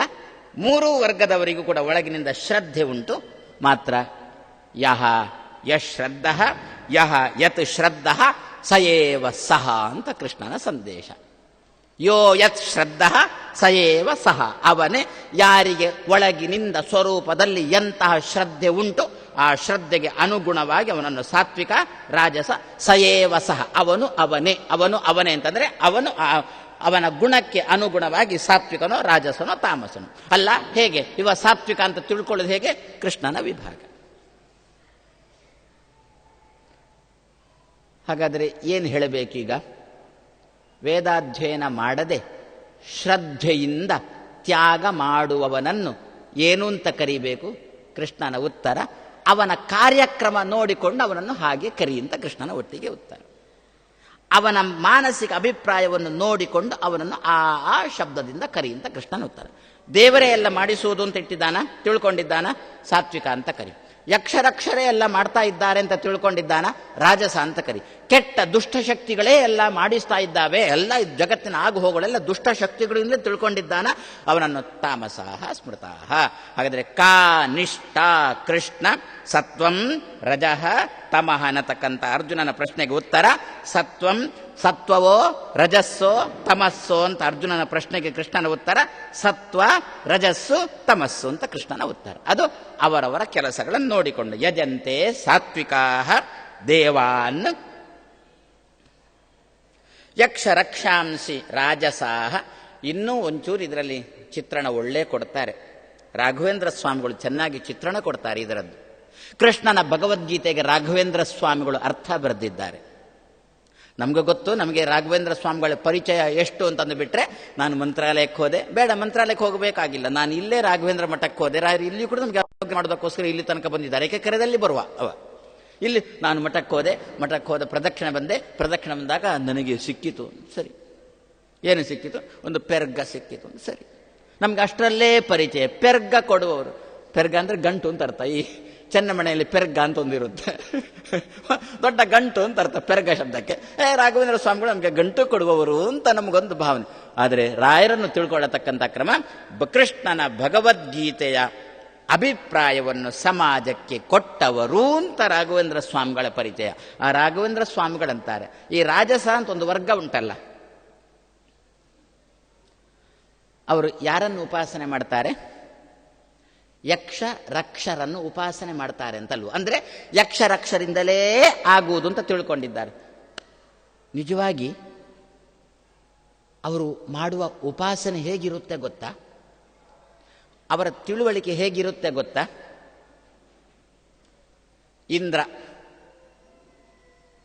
ಎನ್ನ ಕೈಯಲ್ಲಿದ್ದುಕೊಂಡು ಮಾಡಿಸಿದ ರಾಜಸರ ತಿಳುವಳಿಕೆ. ಇಂದ್ರ ಎನ್ನ ಕೈಯಲ್ಲಿದ್ದು ಮಾಡಿಸಿದ, ಸೂರ್ಯ ಎನ್ನ ಕಣ್ಣಲ್ಲಿದ್ದು ನೋಡಿಸಿದ, ಚಂದ್ರ ಎನ್ನ ಕಿವಿಯಲ್ಲಿದ್ದು ಕೇಳಿಸಿದ, ಇಂದ್ರನ ಮಗ ಜಯಂತ ಎನ್ನ ಕಾಲಲ್ಲಿದ್ದು ನಡೆಸಿದ, ದಕ್ಷ ಪ್ರಜಾಪತಿ ಉಪಸ್ಥದಲ್ಲಿದ್ದುಕೊಂಡು ನೆಮ್ಮದಿಯನ್ನು ಕೊಟ್ಟ. ಹೀಗೆ ಯಾರು ತಿಳ್ಕೊಂಡೋದು? ರಾಜಸರು ತಿಳ್ಕೊಳ್ಳೋದು. ಅಲ್ಲ ಸ್ವಾಮಿ, ಈಗ ನೀವು ಹೇಳಿದ್ದೀರಿ ರಾಜಸರು ಎಲ್ಲ ಯಕ್ಷರಿಂದ ರಕ್ಷರಿಂದ ಆಗುತ್ತೆ ಅಂತ ಯಾರು ತಿಳ್ಕೊಳ್ತಾರೋ ಅವರೇ ರಾಜಸರು ಅಂತಲ್ವೋ ನೀವು ಹೇಳಿದ್ದೀಗ? ಹೌದು, ನಾನೇ ಹೇಳಿದ್ದದನ್ನು. ಯಕ್ಷರಿಂದ ಅಲ್ಲೇ ಉಂಟಲ್ಲ, ಕೃಷ್ಣನ ಮಾತೆ ಉಂಟಲ್ಲ, ಯಕ್ಷರಿಂದ ರಕ್ಷರಿಂದ ಆಗುತ್ತೆ ಅಂತ ಯಾರು ತಿಳ್ಕೊಳ್ತಾರೋ ಅವರೇ ರಾಜಸರು ಅಂತ. ಅಲ್ಲ ಮತ್ತೆ ನೀವು ಈಗ ಹೀಗೆ ಹೇಳ್ತೀರಲ್ಲ, ಬ್ರಹ್ಮನಿಂದಾಯಿತು, ರುದ್ರದೇವರಿಂದ ನನ್ನ ಮನಸ್ಸು ಆಚೆ ಓಡಿತು, ರುದ್ರದೇವರಿಂದ ಓಡಿತು ಅಂತ. ಹಾಗಾದ್ರೆ ಇಂದ್ರಿಯಗಳು ಕೆಲಸ ಮಾಡಿದಾಗ ದೇವತೆಗಳನ್ನು ಮೆಲುಕು ಹಾಕುವವರು ರಾಜಸರು ಅಂತ ನೀವು ಈಗ ಹೇಳ್ತೀರಿ. ಆಗ ಹಾಗೆ ಹೇಳ್ತೀರಿ, ಈಗ ಹೇಳ್ತೀರಿ ಏನು ಅಂತಂದ್ರೆ, ರಾಘವೇಂದ್ರ ಸ್ವಾಮಿಗಳು ಇದನ್ನು ಚೆನ್ನಾಗಿ ಬಿಡಿಸ್ತಾರೆ. ಏನು ಗೊತ್ತಾ? ಸೂರ್ಯ ಎನ್ನ ಕಣ್ಣಲ್ಲಿದ್ದು ನೋಡಿಸಿದ ಅಂತಲ್ವೋ? ಬರೇ ಸೂರ್ಯ ನೋಡಿಸಿದ ಅಂತ ಇಷ್ಟೇ ಹೇಳಿದರೆ, ಎನ್ನ ಕಣ್ಣಲ್ಲಿದ್ದು ಸೂರ್ಯ ನೋಡಿಸಿದ ಅಂತ ಇಷ್ಟೇ ಮೆಲುಕು ಹಾಕಿದರೆ, ಸೂರ್ಯ ಅಂತ ಹೆಸರಿರತಕ್ಕಂತಹ ಒಬ್ಬ ರಕ್ಷ ಇದ್ದಾನೆ ಅಂತಂದ್ರು. ಒಬ್ಬ ರಾಕ್ಷಸ ಇದ್ದಾನೆ, ಸೂರ್ಯನಕ್ಕಿಂತ ಕೆಳಗಿನವ. ಅವನ ಹೆಸರೇನು? ಸೂರ್ಯ ಅಂತ ಅವನ ಹೆಸರು. ಇನ್ನೊಬ್ಬ ಯಕ್ಷ ಇದ್ದಾನೆ, ಅವನ ಹೆಸರೇನು? ಚಂದ್ರ ಅಂತ ಹೆಸರು. ಇನ್ನೊಬ್ಬ ರಕ್ಷ ಇದ್ದಾನೆ, ಅವನ ಹೆಸರೇನು? ರುದ್ರ ಅಂತ ಹೆಸರು. ಇನ್ನೊಬ್ಬ ಇಂದ್ರ ಇದ್ದಾನೆ, ಅವನ ಹೆಸರೇನು? ಅವನು ಒಬ್ಬ ಯಕ್ಷನೇ. ಜಯಂತ ಅಂತಿದ್ದಾನೆ. ಎಷ್ಟು ದೇವತೆಗಳು ಇದ್ದಾರೋ ಅದೇ ಹೆಸರಿನ ಅಷ್ಟೇ ಯಕ್ಷ ರಕ್ಷರೂ ಇದ್ದಾರೆ.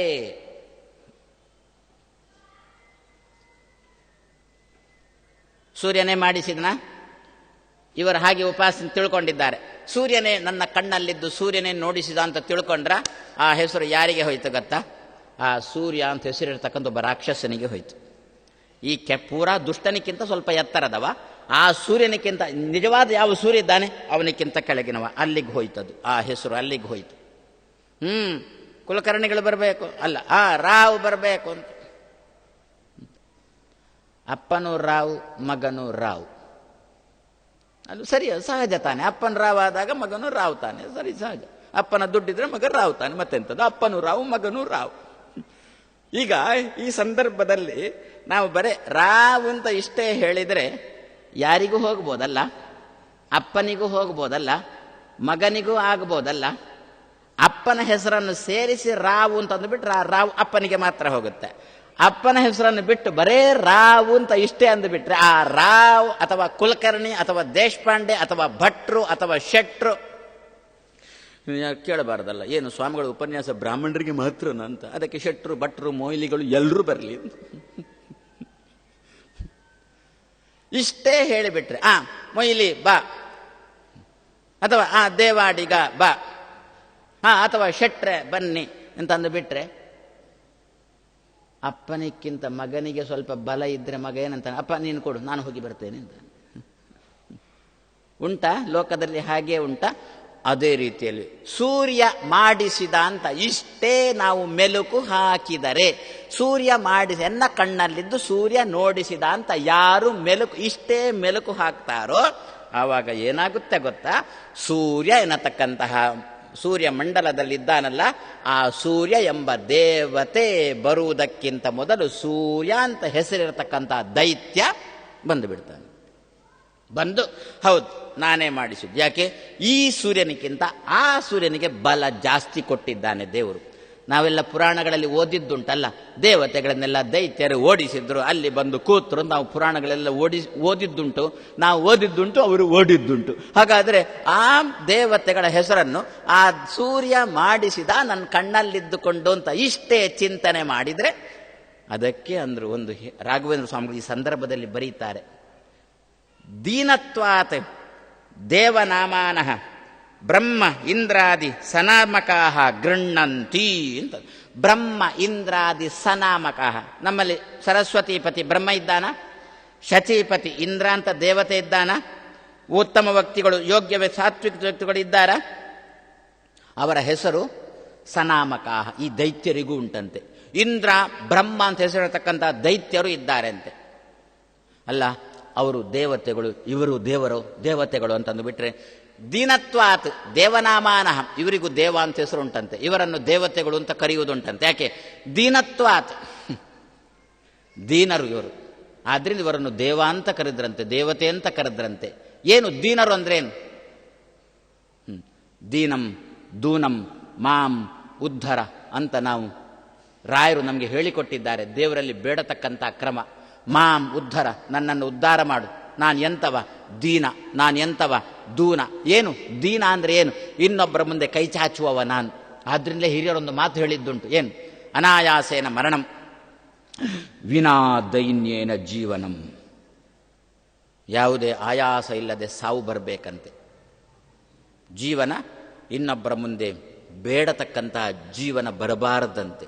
ಅಯ್ಯೋ ನನ್ನನ್ನೊಂಚೂರು ಕರ್ಕೊಂಡು ಹೋಗ್ತೀಯಾ ಅಲ್ಲಿಗೆ ಅಂತ ಇನ್ನೊಬ್ಬರ ಮುಂದೆ ಬೇಡತಕ್ಕಂಥ ಪ್ರಸಂಗ ಹಾಗೆ ಪ್ರಸಂಗ ಬರುತ್ತೆ ಅನ್ನೋದ್ರ ಮೊದಲೇ ಗೊಟಕ್ಕಾಗಿ ಬಿಡಬೇಕು ಅಂತಾರೆ, ಸಾಯ್ಬೇಕು ಅಂತಾರೆ. ಹಾಗಾದರೆ ಅಲ್ಲಿ ದೈನ್ಯ, ದೀನ ಅಂದರೆ ಬೇಡುವುದು. ಇವರೆಲ್ಲ ಈ ದೈತ್ಯರ ವರ್ಗವನ್ನು ದೇವ ಅಂತ ಕರೀತಾರೆ. ಯಾಕೆ ಗೊತ್ತಾ? ದೀನತ್ವಾತ್ ದೇವನಾಮಾನ. ಎಲ್ಲ ದೀನರು ದೀನರು ದೀನರು. ಏನು ದೀನರು ದೀನರು ಅಂತಂದ್ಬಿಟ್ರೆ ಸರಿ, ಒಬ್ಬ ದೈತ್ಯ ಆ ಒಂದು ದೇವತೆ ತಪಸ್ಸು ಮಾಡಿ ಬೇಡಿದ, ಮಹಾರಾಯ ಆಯುಷ್ಯ ಕೊಡು ಅಂತ ಬೇಡಿದ, ಮಹಾರಾಯ ಬಲ ಕೊಡು ಅಂತ ಬೇಡಿದ, ಮಹಾರಾಯ ಹಗಲು ಸಾಯಬಾರ್ದು ರಾತ್ರಿ ಸಾಯಬಾರ್ದು ಹಾಗೆ ಮಾಡಪ್ಪ ನನ್ನನ್ನು ಅಂತ ಬೇಡಿದ. ಹಾಗಾದ್ರೆ ಯಾವಾಗ ನೋಡಿದ್ರು ದೈತ್ಯರು ಬೇಡ್ತಾನೆ ಇರುವುದು. ಬೇಡುವವರೆಲ್ಲ ದೈತ್ಯರು, ದೈತ್ಯರು ಬೇಡ್ತಾ ಇರುವುದು, ಬೇಡುವವರೆಲ್ಲ ದೈತ್ಯರು. ಹಾಗಾದ್ರೆ ದೀನತ್ವಾತ್ ದೇವನಾಮಾನಃ ಬ್ರಹ್ಮ ಇಂದ್ರಾದಿ ಸನಾಮಕಾಹ. ಹಾಗಾದ್ರೆ ಎಷ್ಟು ನಾವು ಈ ದಿವಸ ಚತುರ್ಮುಖನನ್ನು ಆರಂಭ ಮಾಡಿಕೊಂಡು ಕೊನೆಯ ಕಕ್ಷೆ, ಕೊನೆಯಲ್ಲಿರತಕ್ಕಂಥ ಅಗ್ನಿ ಅಂತ ಹೇಳ್ತೀರಾ, ಹಾಗಾದ್ರೆ ಚತುರ್ಮುಖನನ್ನು ಆರಂಭ ಮಾಡಿಕೊಂಡು ಅಗ್ನಿಯ ತನಕ ಏನೆಲ್ಲ ದೇವತೆಗಳು ಅಂತಿದ್ದಾರೋ ಅವರಿಗೇನೆಲ್ಲ ಹೆಸರು ಉಂಟೋ ಅಷ್ಟೂ ಹೆಸರು ಇರತಕ್ಕಂತಹ ದೈತ್ಯ ವರ್ಗ ಉಂಟು, ಅಷ್ಟೂ ಹೆಸರು ಇರತಕ್ಕಂತಹ ಯಕ್ಷರ ವರ್ಗ ಉಂಟು, ರಾಕ್ಷಸರ ವರ್ಗ ಉಂಟು. ಈ ರಾಜಸರ ಕ್ರಮ ಹೇಗೆ? ಸೂರ್ಯ ಮಾಡಿಸಿದ ಅಂತಲ್ವೋ ರಾಜಸರ ಕ್ರಮ. ಸೂರ್ಯ ನೋಡಿಸಿದ, ಚಂದ್ರ ಕೇಳಿಸಿದ ಕಿವಿಯಲ್ಲಿದ್ದು ಅಂತಲ್ವೋ ರಾಜಸರ ಕ್ರಮ. ಅಷ್ಟೇ ಅಲ್ವೋ, ಚಂದ್ರ ಎನ್ನ ಕಿವಿಯಲ್ಲಿದ್ದು ಕೇಳಿಸಿದ ಅಂತಲ್ವೋ ರಾಜಸರ ಕ್ರಮ. ಎಲ್ಲಿ ಹೋಯ್ತದು? ಚಂದ್ರ ಕೇಳಿಸಿದ ಅಂತಂದಾಗ ಅದನ್ನು ಯಾರು ಕೇಳಿಕೊಂಡ? ಈ ಚಂದ್ರ ಕೇಳಲಿಕ್ಕೆ ಬಿಡಲಿಲ್ಲ, ಚಂದ್ರನೆಂಬ ದೈತ್ಯ ಕೇಳಿಸಿಕೊಂಡ, ಬಂದುಬಿಟ್ಟು ಹೌದು ನಾನೇ ಅಂದರೆ. ಹಾಗಾದರೆ ಉಪಾಸನೆಯ ಕ್ರಮದಲ್ಲಿ ಸ್ವಲ್ಪ ತಪ್ಪಿದ್ರೂ ಕೂಡ ದೇವತೆಗಳನ್ನು ಹೆಸರು ಹೇಳಿ ನಾವು ಉಪಾಸನೆ ಮಾಡಿದರೂ ಆ ಉಪಾಸನೆ ರಾಜಸ ಆಗಿ ಬಿಡುತ್ತೆ. ಆ ಉಪಾಸನೆಯ ಕ್ರಮದಿಂದ ನಾವು ರಾಜಸರು ಅಂತ ಆಗುತ್ತೇವೆ. ಇಂದ್ರ ನನ್ನ ಕೈಗೆ ಶಕ್ತಿ ಕೊಡಪ್ಪ ಅಂತಲ್ವೋ ನಮ್ಮ ಕ್ರಮ. ವರುಣ ಎನ್ನ ನಾಲಿಗೆಯಲ್ಲಿದ್ದುಕೊಂಡು ಉಣ್ಣತಕ್ಕಂಥ ಸ್ವಲ್ಪ ರುಚಿಯಾಗುವಂತೆ ಮಾಡಪ್ಪ ಅಂತಲ್ವ ನಮ್ಮ ಪ್ರಾರ್ಥನೆಯ ಕ್ರಮ. ಜಯಂತ ಕಾಲಿಗೆ ಶಕ್ತಿ ಕೊಟ್ಟು ನಡೆಯುವಂತೆ ಮಾಡಪ್ಪ ಅಂತ ನಿಮ್ಮೆಲ್ಲರ ಪ್ರಯತ್ನ, ಪ್ರಾರ್ಥನೆ ಅಲ್ವೋ ರಾಜಸರು ಕೃಷ್ಣ. ಯಾಕೆ ನಾವು ಬರೀ ಇಂದ್ರ, ಚಂದ್ರ, ವರುಣ, ಕುಬೇರ ಅಂತ ಇಷ್ಟೇ ಹೇಳಿದ್ದು, ಅದರ ಒಟ್ಟಿಗೆ ಮತ್ತೊಂದು ಅಪ್ಪನ ಹೆಸರನ್ನು ಸೇರಿಸಲೇ ಇಲ್ಲ. ರಾವು, ಕುಲಕರ್ಣಿ ಅಂತ ಇಷ್ಟೇ ಕರೆದದ್ದು, ಅದರ ಒಟ್ಟಿಗೆ ಹೆಸರೇ ಸೇರಿಸಲಿಲ್ಲ. ಏನಾಗಬೇಕು ಈಗ? ಪ್ರಾಯಶಃ ಎಲ್ರಿಗೂ ಸ್ವಲ್ಪ ಹೇಗೆ ಕ್ರಮ ಅಂತ ಗೊತ್ತು ಅಲ್ವೋ. ಇಂದ್ರ ಎನ್ನ ಕೈಗೆ ಶಕ್ತಿ ಕೊಡಪ್ಪ ಅಂತಲ್ಲ. ಎನ್ನ ಕೈಗೆ ಶಕ್ತಿ ಕೊಡುವವನು ಇಂದ್ರನೇ ಅಲ್ಲ, ಅದು ರಾಜಸ ಕ್ರಮ ಆಗುತ್ತೆ. ಮತ್ತೆ ಏನು? ಇಂದ್ರನ ಒಳಗೆ ಇರತಕ್ಕಂಥ ಉಪೇಂದ್ರ ಇಂದ್ರನ ಮೂಲಕ ಎನ್ನ ಕೈಗೆ ಶಕ್ತಿಯನ್ನು ಕೊಟ್ಟಿದ್ದಾನೆ ಅನ್ನತಕ್ಕಂಥ ತಿಳುವಳಿಕೆ ಸಾತ್ವಿಕ ತಿಳುವಳಿಕೆ.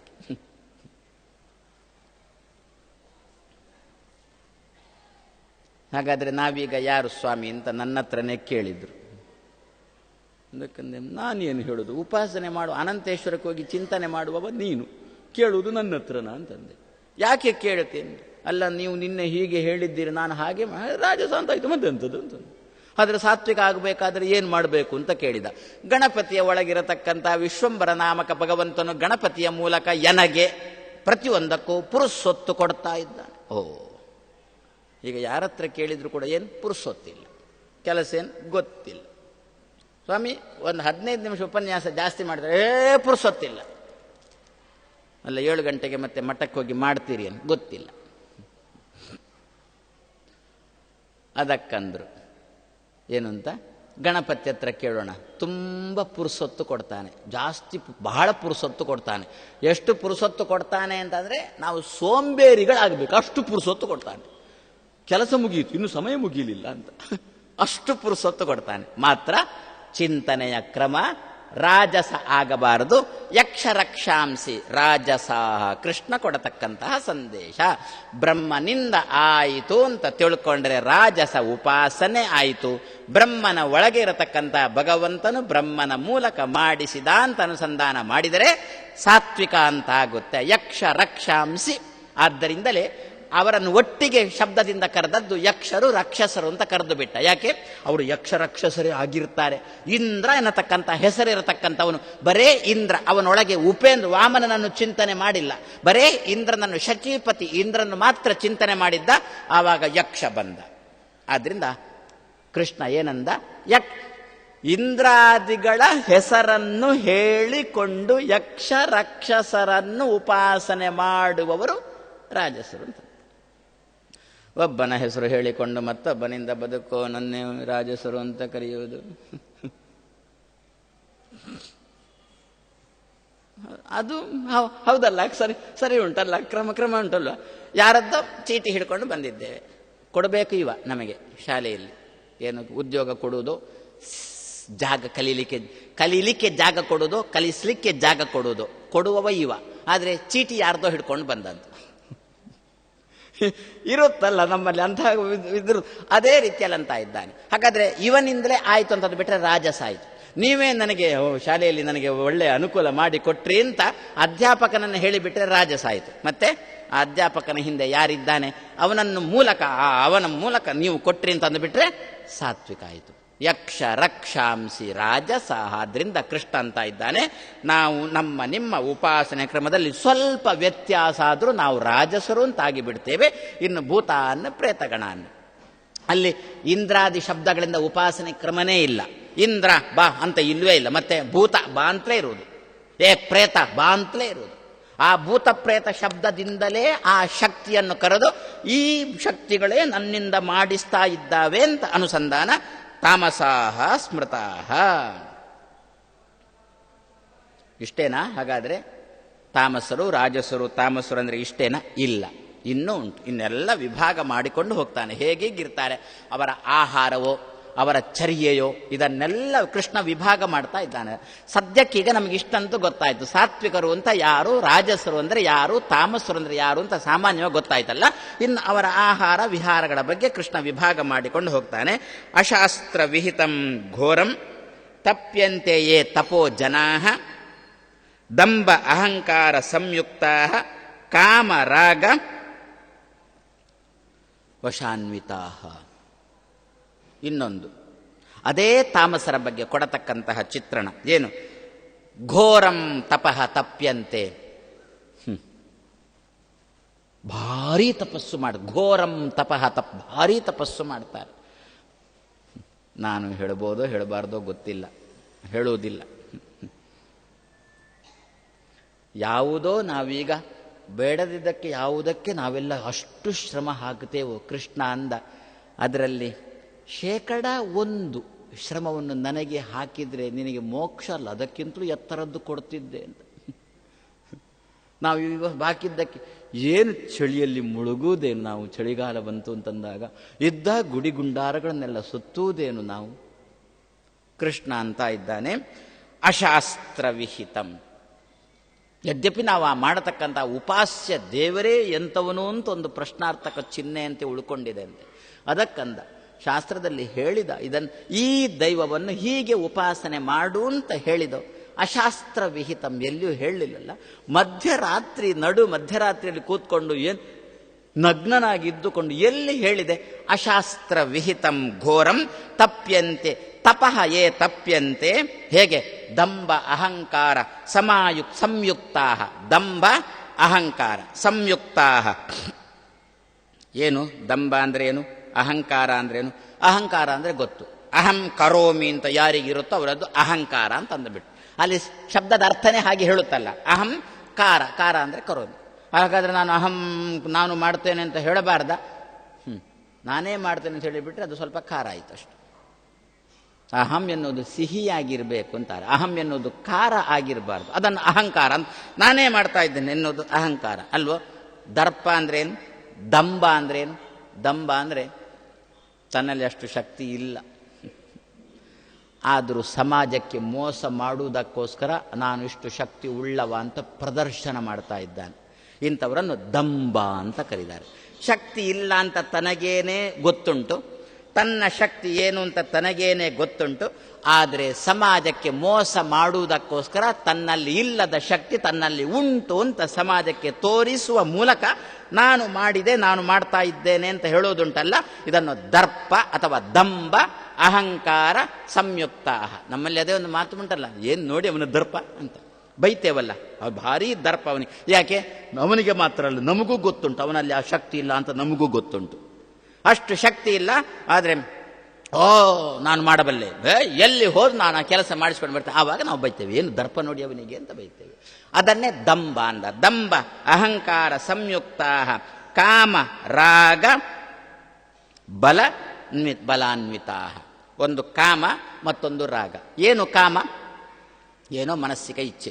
ಏನು ಮಾನಸಿಕ ಇಚ್ಛೆ? ಸಮಾಜದಲ್ಲಿ ಮನ್ನಣೆ ಪಡೆಯಬೇಕು ಅಂತ ಮಾನಸಿಕ ಇಚ್ಛೆ ಕಾಮ. ಇದನ್ನು ಕಾಮ ಅಂತ ಕರೆದು. ಯದ್ಯಪಿ ಕಾಮಗಳಲ್ಲಿ ನಾನಾ ರೀತಿ ಉಂಟು. ಭೀಮಸೇನನ ಸಿದ್ಧಾಂತದ ಕಾಮ ಒಂದುಂಟು, ಲೌಕಿಕವಾದ ಕಾಮ ಅಂತ ಒಂದುಂಟು. ಇಲ್ಲಿ ಕೃಷ್ಣ ಇನ್ನೊಂದು ಕಾಮವನ್ನು ಹೇಳ್ತಾ ಇದ್ದಾನೆ. ಏನು ಅಂತ? ಸಮಾಜದಲ್ಲಿ ನಾನು ಉನ್ನತ ಸ್ಥಳದಲ್ಲಿ ಇರಬೇಕು ಅಂತ ಮನಸ್ಸಿಗೊಂದು ತೋರುತ್ತಲ್ಲ, ಇದನ್ನು ಕಾಮ ಅಂತ ಕರೆದ್ರು. ಅದಕ್ಕೋಸ್ಕರ ಏನು ಬಂತು? ದರ್ಪ ಬಂತು. ಅದಕ್ಕೋಸ್ಕರ ಮತ್ತೇನು ಬಂತು? ಅಹಂಕಾರ ಅಂತ ಬಂತು. ಆ ದರ್ಪದಿಂದ ಅಹಂಕಾರ ಬಂತು. ಆವಾಗ ನಾನೇ ಮಾಡಿದ್ದು ಅಂತಂದಾಗ ಸಮಾಜ ಅವನಿಗೆ ಮನ್ನಣೆ ಕೊಡುತ್ತೆ. ಹಾಗಾದ್ರೆ ಕಾಮ, ಆಮೇಲೆ ರಾಗ. ರಾಗ ಅಂತ ಯಾವುದಕ್ಕೆ ಹೆಸರು?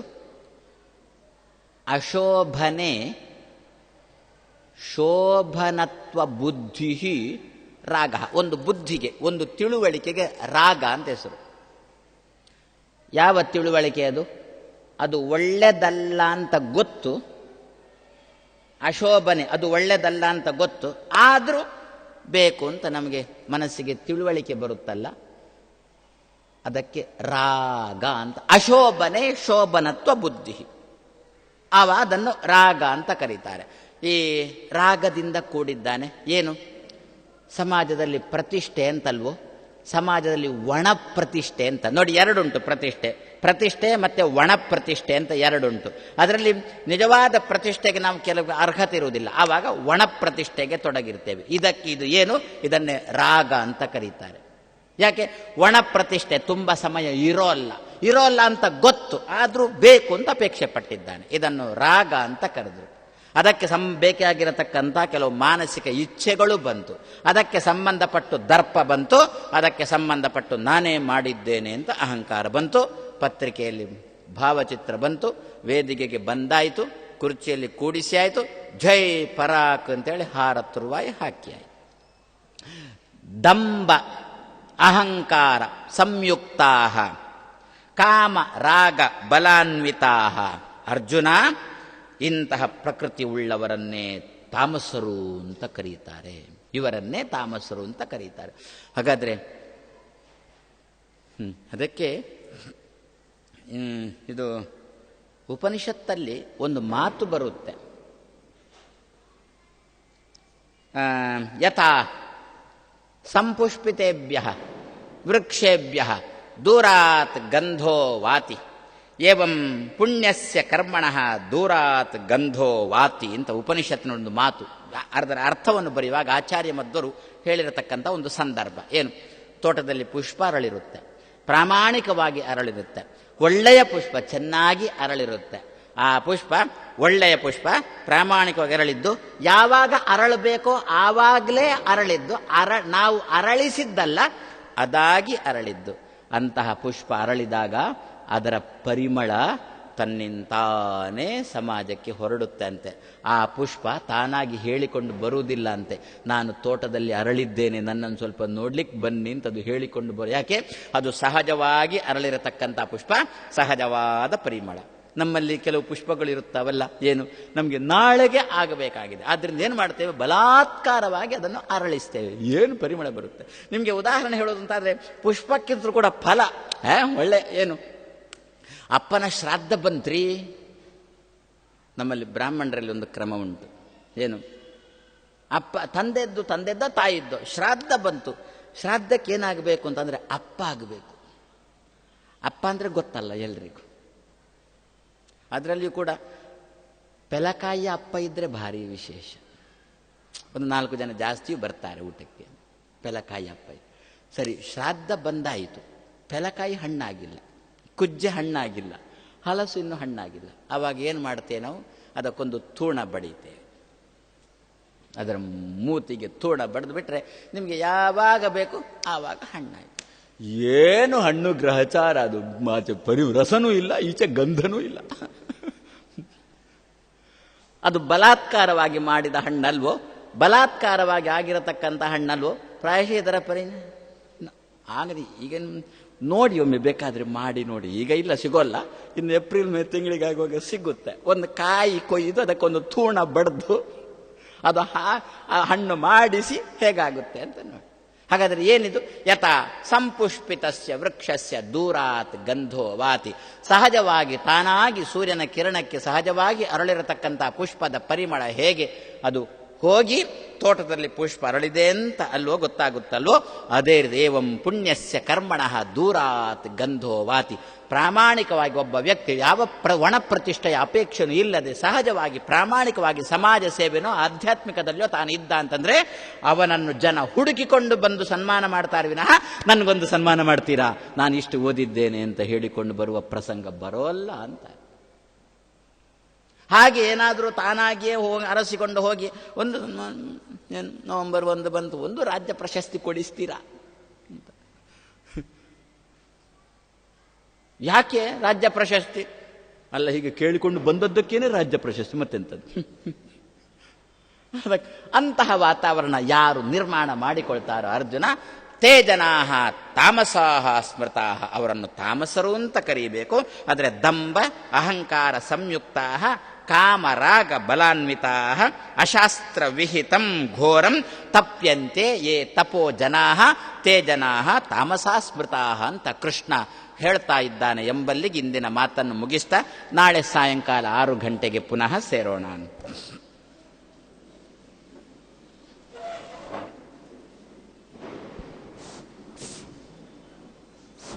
ಹಲೋ, ಇಲ್ಲಿವರೆಗೆ ಗೀತಾ ಪ್ರವಚನದ ಮೂಲಕ ನಮ್ಮನ್ನು ಅನುಗ್ರಹಿಸಿರುವಂತಹ ಪರಮಪೂಜ್ಯ ಶ್ರೀಪಾದರಿಗೆ ಎಲ್ಲ ಭಕ್ತಜನತೆಯ ಪರವಾಗಿ ಶ್ರೀಮಠದ ಪರವಾಗಿ ಸಾಷ್ಟಾಂಗ ಪ್ರಣಾಮಪೂರ್ವಕ ಧನ್ಯವಾದ ಹೇಳ್ತಾ, ಶ್ರೋತೃಂಗೂ ವೃಂದಕ್ಕೂ ಧನ್ಯವಾದ ಹೇಳ್ತಾ ಈ ಧಾರ್ಮಿಕ ಪ್ರವಚನ ಕಾರ್ಯಕ್ರಮಕ್ಕೆ ಮಂಗಳವನ್ನು ಹೇಳ್ತೇವೆ. ಶ್ರೀಕೃಷ್ಣ ಅರ್ಪಣಮಸ್ತು.